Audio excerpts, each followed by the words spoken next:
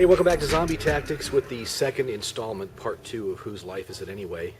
And this one is entitled Millionaires and Mandarins, and here's what we're talking about. First of all, if you haven't seen part 1, you really need to watch it, or you're just not going to get anything that we're talking about here. This is, believe it or not, a political video. First little story that has to do with what we're talking about here is about a millionaire, and he's a brand new millionaire, meaning that he came into money very suddenly, and that means that maybe he isn't the kind of person who's used to having some money. And this is, again, kind of a humorous story. One day he's showing everybody around all the trappings of his new life, his big house and his big car and everything like that. And he starts introducing some of his staff. And he says, well, here's the lady that does my laundry for me or takes things to the cleaners. And here's the maid who handles the linens and makes my bed for me in the morning. Here's my personal chef. Here's my butler. Here's my driver who drives me around. Now that I've got all this money, I can have somebody drive me to wherever I need to go. I don't have to drive myself.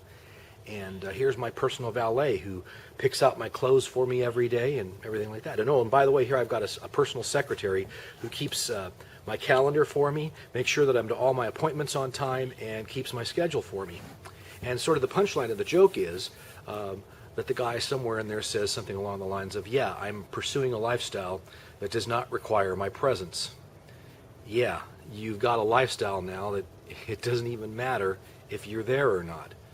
So whose life is that person really living? Whose life is it anyway, in that sense? Well, that's the short story, kind of leading up to this. The second one is I want to tell you about a class of people called the Mandarins, and I know history buffs are going to just bleed all over the way I'm going to gloss over this period of Chinese history. But it goes a little bit like this. The Mandarins were a class of people who were more or less the bureaucrats, and there was a system of something called the imperial examination where people were given tests to find out how good they could write, how good they could read, how good they were at something like poetry or singing or playing a musical instrument, how good they were at building things or weaving or all kinds of different things you could do.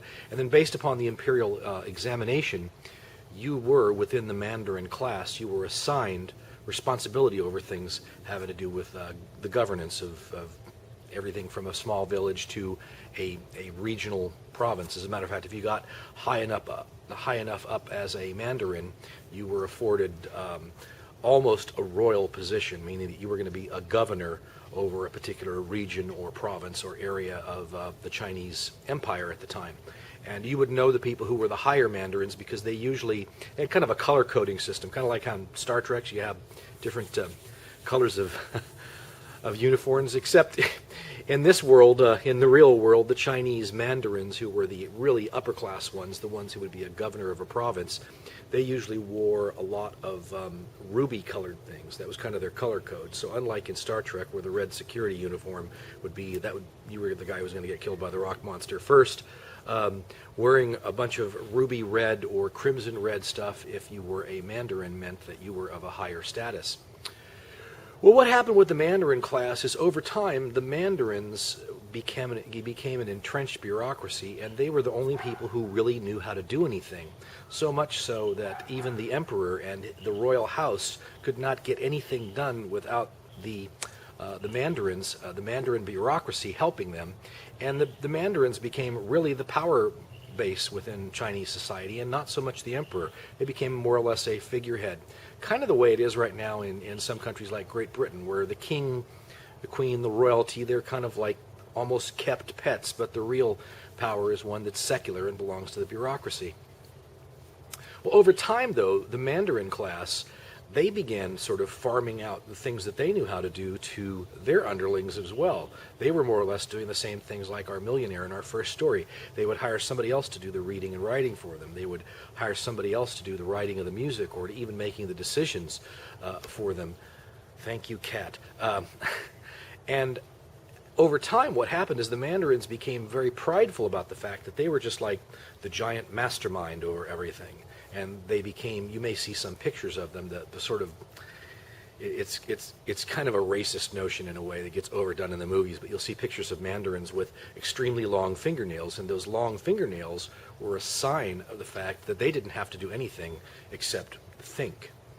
Well, you can kind of see how this goes. Over time, They're just like the example that I gave at the beginning of this series with the guy who's a quadriplegic in bed. If all you are is a thinker and you don't know how to do anything and you've gotten rid of all the mundane things in your life, pretty soon there isn't any reason for you to be around. You are, for all intents and purposes, dead. And that meant kind of the death, figuratively and literally in some cases, of the Mandarin class in China. Now, what does this mean for us today? And I kind of want to wrap up this because I don't want to have to make this a three-part video. We took a look at a quadriplegic who's lying in bed and he can't do anything because he's basically a head on a post, a head in a bed. We took a look at a rock star who suddenly becomes wealthy and successful, and now the very thing that fueled his art, the angst and the pain and the struggling to get where he got, that's no longer present, so he can't write the kind of music he did before. He's no longer living the blues, so he can no longer play or sing the blues. I just talked about a millionaire who he farmed out everything in his life to everybody else to the point where it's like he's not even a necessary fixture in his own household or in his own life. We talked about the Mandarins who first took power in a way from the royal class because they were the people who knew how to do things. They were the intellectuals and the people who, and also the people who just knew how to do, mundane day-to-day things too, architecture and whatever else, reading and writing and arithmetic. And we found out how the Mandarin class became superfluous or unnecessary because they farmed out everything of their own to the point where they were basically just the masterminds and the head on the stick, and that's when they lost power. But what does this mean for us in our own lives and political reality? It means this, that we need to be extremely careful when we give up power to government over even the mundane things of our lives. It's very popular right now to talk about, like, where does the line between freedom and tyranny lie? And what I'd like you to think about is this. What part of your life right now is not under the control or the regulation of the government in one way, shape, or form? Can you go to the store and buy food without the government regulating it? No. Can you buy a car that isn't regulated by the government? No. Who's educating your children? It's the government. Who's deciding what kind of health care you're going to have or not? It's the government. I talked about education.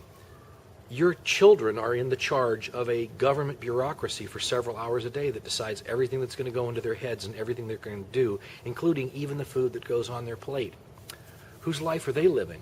Are they living their lives, or are they living the life that you want for them? Or are they living the life that the government is planning for them? Because if what we're doing is we're getting to the point where we're just putting more and more things over to government, what we're doing is we're losing chunks of ourselves. Yeah, I know we're saying things like, well, we're going to put a safety net in place so that nobody can fail. Well, if nobody can fail, that means nobody can really succeed.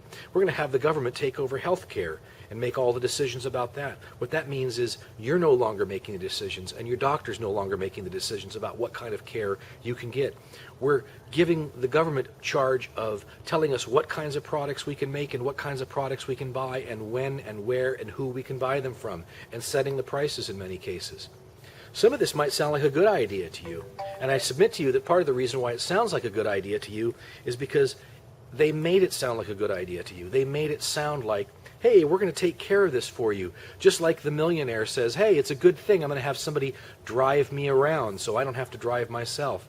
But again, what we're doing more and more is we're giving up the nature of our very lives, and we're getting to the point where we are no longer living the lives that we're choosing for ourselves, but we're living the lives that a government that is 3,000 miles away or 100 miles away, with people who have nothing to do with our lives, don't know us, don't know who we are, don't really know what our talents are, don't really know what our ambitions are.